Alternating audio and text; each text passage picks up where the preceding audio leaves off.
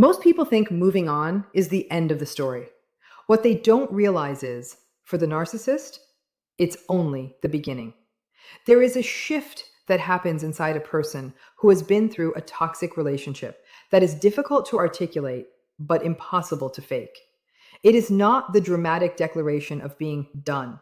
It is not the anger, the tears, or the ultimatums that preceded it.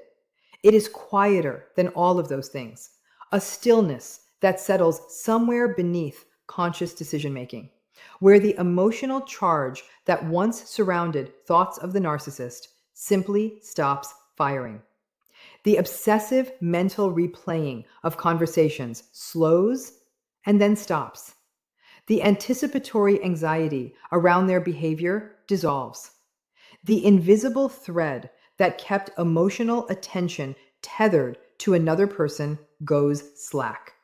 And then, one ordinary day, it is simply gone. This is genuine emotional detachment. And the narcissist feels it before you announce it. What most people don't realize is that narcissistic personalities, despite their apparent self-absorption, maintain an extraordinary peripheral sensitivity to shifts in the emotional environment surrounding them. Not because they are emotionally intelligent in any genuine sense, but because their psychological survival depends on the continuous monitoring of supply. The person who was once reactive, emotionally available, and psychologically engaged has become something the narcissist's internal system registers as an alarm. Not a person healing, not a relationship ending, an asset going offline. Pay attention to what this distinction reveals.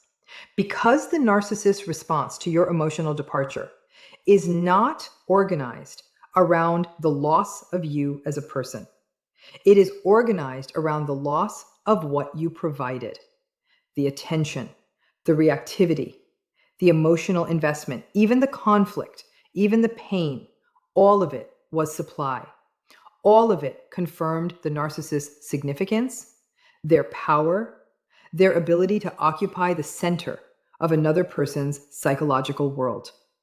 And the moment that confirmation stops arriving, the moment your emotional stillness registers in their peripheral monitoring system, something activates that has nothing to do with love and everything to do with deprivation. This is where the Hoover surge begins, and it rarely looks like what it actually is. It arrives typically in a form calibrated to the specific emotional frequency the narcissist has learned will produce the highest probability of response. For some targets, it is tenderness, a message that carries the exact warmth of the relationship's earliest phase. For others, it is urgency, a crisis, a confession, an appeal that seems to require immediate engagement. For others, still, it is indifference, performed so precisely that it reads as genuine, a casual reaching out that appears entirely unburdened by need, designed to make the target feel that the emotional significance of the contact is entirely their own construction. At first, it appears coincidental, a random message, an unexpected appearance in a shared space, a piece of information delivered through a mutual contact that seems accidental but lands with suspicious precision. Most people miss this warning sign because the timing feels organic, because the narcissist reappears not in a way that announces strategy, but in a way that announces feeling. The hidden reason behind this behavior is that the Hoover surge is never about feeling. It is about detection and response. The narcissist has registered a change in the supply environment, and the surge is the system's automatic correction mechanism, deploying whatever re-engagement tool has historically produced results with this particular target at the moment when the loss of engagement has become impossible to ignore. And beneath all of it, invisible but structurally essential, is the one thing the narcissist will never directly acknowledge: that your emotional departure has disturbed something in them that their own internal resources are completely insufficient to manage. Because they were never feeding themselves, they were feeding on you. And now the source has gone quiet. There is a story the narcissist begins telling the moment they register your emotional departure, and it is told simultaneously in two directions: inward, to protect their self image, and outward, to protect their narrative. Because the one version of events the narcissist's psychological architecture cannot accommodate is the simplest and most accurate one: that you assessed the relationship clearly, made a decision from a position of genuine understanding, and left. That version assigns you agency. It assigns you clarity. And it assigns the narcissist a role they are constitutionally incapable of accepting: the person someone chose with full awareness to move on from.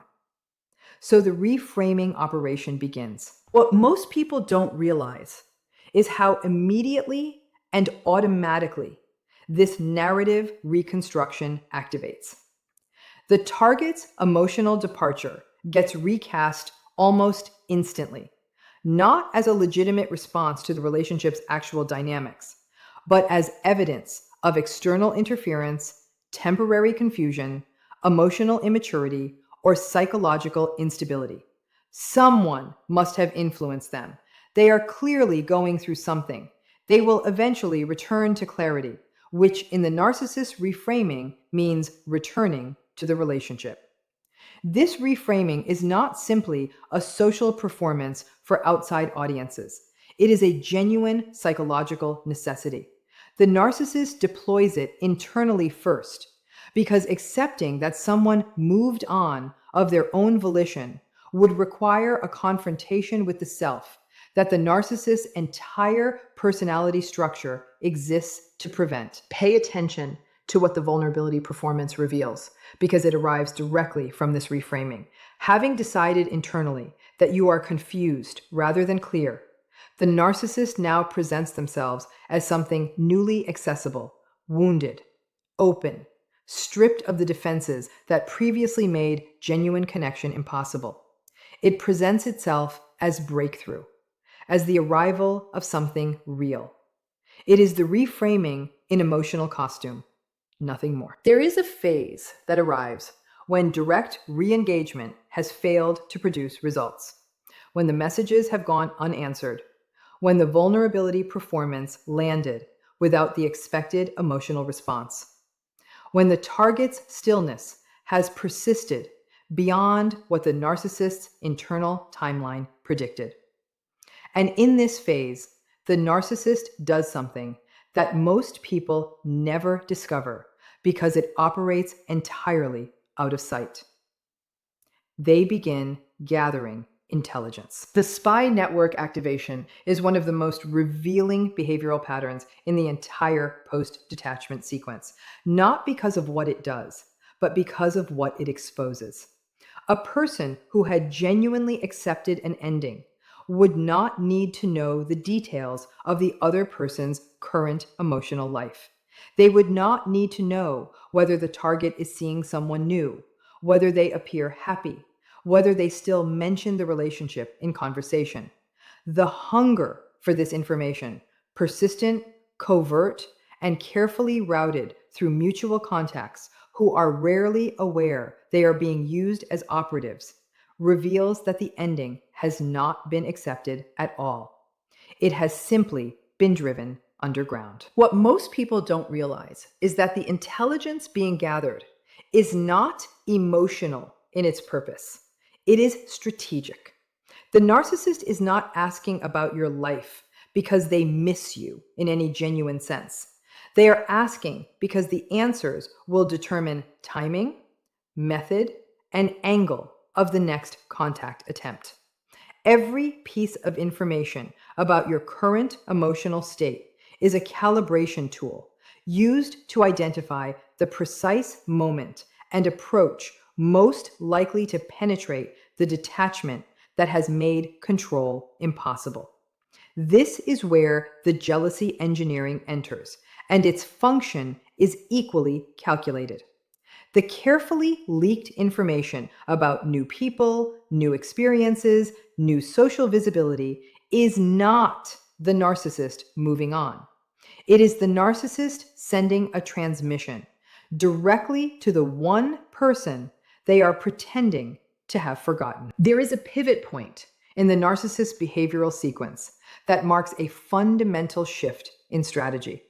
The moment when re-engagement has failed consistently enough that the system recalculates its objective. Up until this point, every tactic was oriented toward restoration, restoring contact, restoring emotional engagement, restoring the supply pipeline that your detachment severed. But when restoration repeatedly fails, something changes in the operational direction. The goal is no longer to bring you back. The goal becomes something older and more instinctive in the narcissist's behavioral repertoire. If they cannot have the control, they will settle for the damage. This is where the reputation assault begins.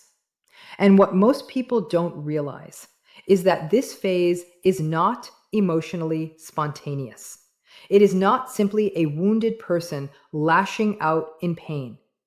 It is a strategic reorientation. The narcissist, unable to reoccupy your psychological interior through re-engagement, shifts to occupying your social exterior instead. Your character, your credibility, your standing in shared circles becomes the new territory.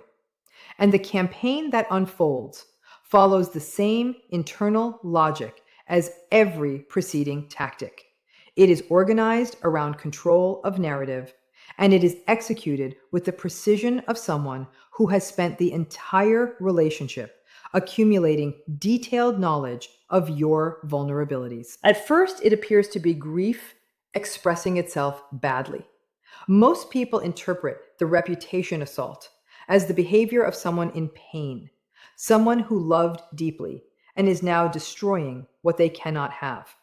And that interpretation, while understandable, misses the structural reality of what is happening.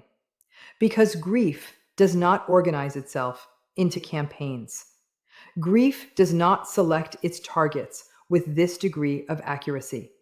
Grief does not produce narratives this consistently framed to serve the interests of the person experiencing it. This is exactly what they want the audience of the smear campaign to believe, that what they are witnessing is heartbreak. The hidden reason behind this behavior points somewhere colder. The reputation assault is the narcissist's method of ensuring that even in your emotional absence, they retain authorship of your story. And authorship in the narcissist's psychological economy is the closest available substitute for the control they have lost. Then, threading through all of this, through the intelligence gathering, the jealousy engineering, the reputation assault, runs a quieter and more intimate tactic: the nostalgia weaponization. Significant dates arrive with unexpected contact. Private memories surface in public or semi-public spaces. References appear that only carry meaning to someone who was there. Carefully selected emotional artifacts deployed not to reminisce, but to remind. Most people miss this warning sign because nostalgia feels personal, because the invocation of a shared memory feels like evidence of genuine feeling, like proof that what happened between two people left a real mark on both of them. But the hidden reason behind this behavior reveals something more precise than feeling. The narcissist is not revisiting the memory. They are using it as a key, inserted at a specific moment, turned at a specific angle, to find out whether the lock has truly changed. There is a behavior that emerges in the aftermath of failed re-engagement that is perhaps the most publicly visible element of the entire post-detachment sequence, and simultaneously the most widely misread. The narcissist moves on, conspicuously, rapidly, and with a visibility that seems almost engineered. A new relationship appears, announced not quietly, but in a way that ensures the information travels through exactly the channels most likely to reach the person who emotionally departed. New photographs surface in shared social spaces. Mutual contacts mention the new person with a frequency that feels slightly too consistent to be accidental. The entire presentation carries a quality of performance so precisely calibrated that it functions less like the beginning of a genuine connection and more like a broadcast transmitted on a specific frequency aimed at a specific receiver. This is the replacement display. And what most people don't realize is that the new person in this picture is not the point of it. The point is you. The replacement display is not evidence that the narcissist has healed, moved forward, or found something genuine with someone new. It is a measuring instrument designed to take a reading of your emotional temperature from a distance. Because if the detachment is real, the display should produce nothing. No reaction, no reach out, no visible disturbance. But if the detachment has a remaining edge, if somewhere beneath the stillness there is a residual attachment that has not fully resolved, the replacement display will find it. And the narcissist, monitoring the environment with the same peripheral sensitivity that detected your emotional departure in the first place, will register the response. Pay attention to the speed of this transition because it carries information that the content of the display does not. Genuine emotional investment in a new person following a significant relationship does not typically arrive with this velocity or this visibility. It develops gradually, privately, in the ordinary way that real connection develops. What the narcissist produces is something categorically different. A presentation that is fully formed almost immediately, deployed publicly almost immediately, and routed toward the departed target almost immediately. That speed is not the speed of healing. It is the speed of a system executing a contingency protocol. The hidden reason behind this behavior connects directly to the narcissist's fundamental inability to tolerate the specific experience your emotional departure has created. Not grief, not loneliness in the ordinary sense, but the intolerable condition of existing in someone's psychological blind spot, of having been significant and becoming irrelevant, of having occupied the center of someone's emotional world and finding yourself no longer mentioned, no longer considered, no longer capable of producing a reaction. What most people don't realize is what this persistence reveals about the narcissist's internal experience of the relationship's ending. It reveals that the ending for them was never genuinely processed, never truly accepted, never integrated into a self-narrative that could accommodate the reality of someone choosing with clarity and finality to remove them from their emotional world. The surveillance continues because the narcissist's psychological system never issued the internal signal that would allow it to stop. Because accepting that you have truly moved on would require accepting something about themselves that the entire architecture of the narcissistic personality exists to prevent. That they were not, in the end, impossible to leave. The moment a narcissist realizes you have emotionally moved on, they show you everything, not through confession, not through genuine vulnerability, but through the sequence of behaviors that follows. Every tactic deployed in that sequence is a data point. Every re-engagement attempt reveals the dependency. Every reframing reveals the fragility. Every surveillance behavior reveals the inability to accept an ending that was never, at its core, about them. Because you did not move on from a person who loved you and lost you, you moved on from a system that used you and lost access. And the system's response to that loss, frantic, calculated, persistent, and ultimately transparent, was the most honest thing it ever showed you. It just took seeing the whole pattern to understand what it meant.